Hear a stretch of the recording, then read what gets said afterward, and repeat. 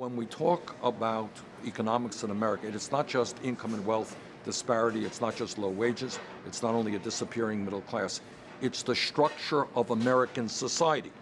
Is who runs America, who owns America, who controls the politics.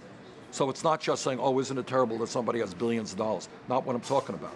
What I am talking about is who controls the economy, who makes the decision to shut down plants in America, move to China, who makes the decision to cut workers' wages and benefits.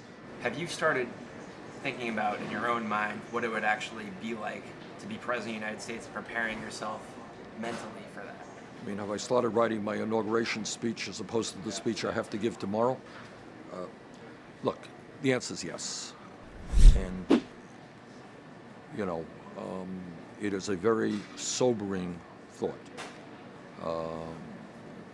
to be thinking of oneself as president of the United States and the enormous responsibilities that go with that. And by the way, in that regard, while I have had my disagreements with Barack Obama, I think under extraordinary conditions, with unprecedented obstructionism thrown at his face every day, with the vestiges of racism still permeating American society, I think his intelligence and his focus and his discipline have been extraordinary.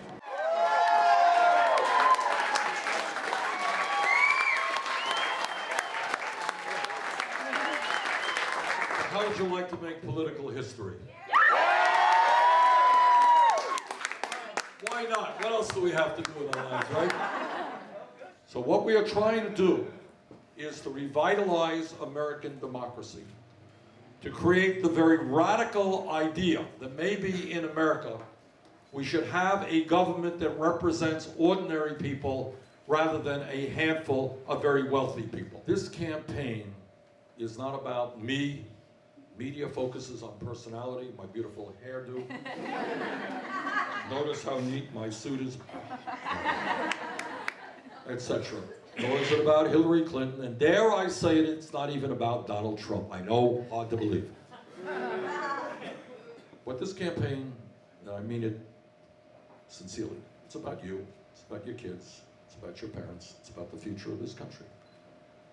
And the debate has got to be on those policies that are going to transform America, going to revitalize American democracy, and create the kind of country that we know we can become.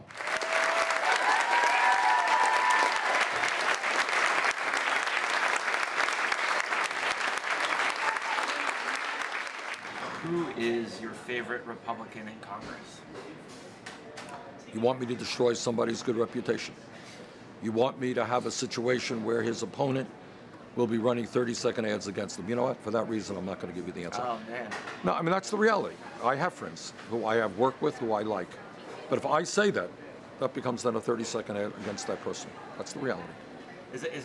I'm just telling you the truth. So is it unchangeable? No, but what I'm simply telling you is the fact that if I say that a person is somebody I feel I can work with and like and respect, there could well be a 30-second ad attacking that person. I know that. So I'm not going to do that. But in terms of changing how Congress works, what my campaign is about is not just electing Bernie Sanders to be president. It is also to create a political revolution in which millions of people who have turned their backs on the political process, who have never been engaged in the political process, start getting engaged. Well, my name is Jack, and I am disabled, and I am a senior citizen. I try and struggle through on $12,000 a year, and so far I've made it, but it gets pretty tight at this time of year. My question is, it seems that this is a nation of haves and have-not, and the problem I see is that everybody in Congress is a have and not a have-not. How are we going to get to them? Increasingly, we are a nation of haves and have-nots. And what we're seeing, let me bore you with one number, okay? You got two numbers, okay? I want you to. Today in America, the top 0.1% owns almost as much wealth as the bottom 90%. How's that? The top 20 wealthiest people in this country own more wealth than the bottom 50% of the American people. That's haves and have-nots. I want to know what you are doing or what you will do to reach more of the black community. I am doing the best I can, but New Hampshire is not the right place to find very many black people. So As we can see looking around the room, yes. right. Trump's physician put out a letter yesterday saying he would, without a doubt, be the healthiest president in the history of America.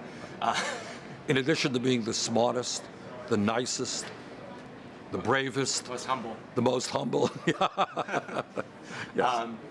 But if Donald Trump were elected, he would be the oldest first-term president in history. You would be the oldest first-term president in history. Is that a fair issue? Yeah, it is. Sure it is. And I would not have run if I was not blessed, and I'm very, very thankful. I hope this is wood, because I'm knocking on wood. I cannot remember the last day I took off of work because of illness, and probably don't take enough time off, to be honest with you. Are you sleeping enough? Yeah, actually, in the beginning of the campaign, I had a problem. I mean, so many things were happening. I was having a problem, but that's kind of settled down, and I get my 6 or 7 hours a night now. Thank you for asking.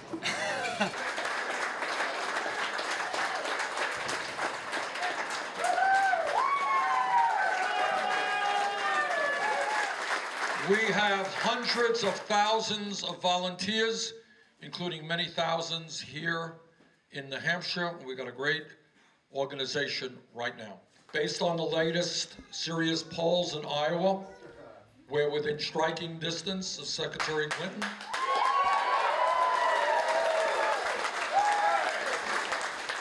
Based on the last credible polls, we are ahead here in New Hampshire.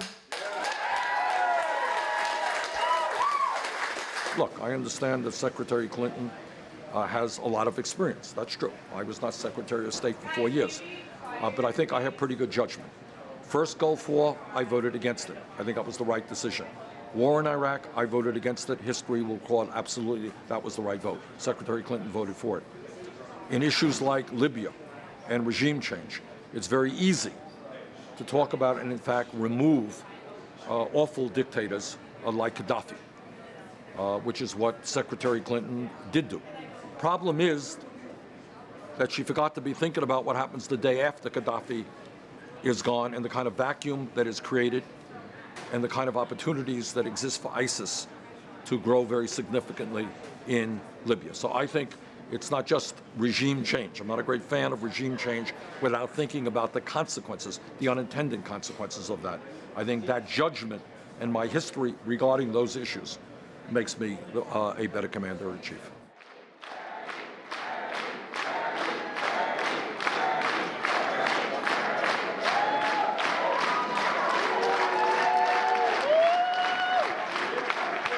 In my view, nobody can tell me that in this great country, with all of our resources and capabilities, please don't tell me that we can't guarantee health care to all of our people. We can do that and more when we come together and not allow our opponents to divide us up as to whether we're black or white or gay or straight.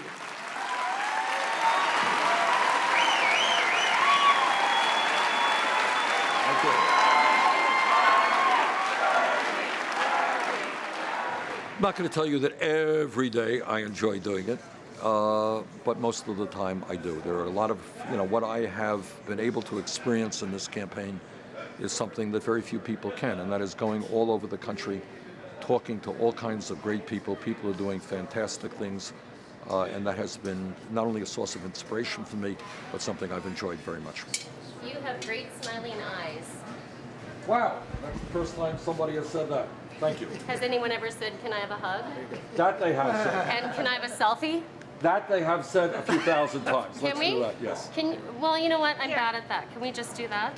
Yes. Can you put on your smiling eyes? Well, yeah. Okay. Okay, one more. Can I get a selfie? Sure. Okay. I can't get past everyone. Hey guys. How's everybody doing? Come on. All right. See you later. Okay.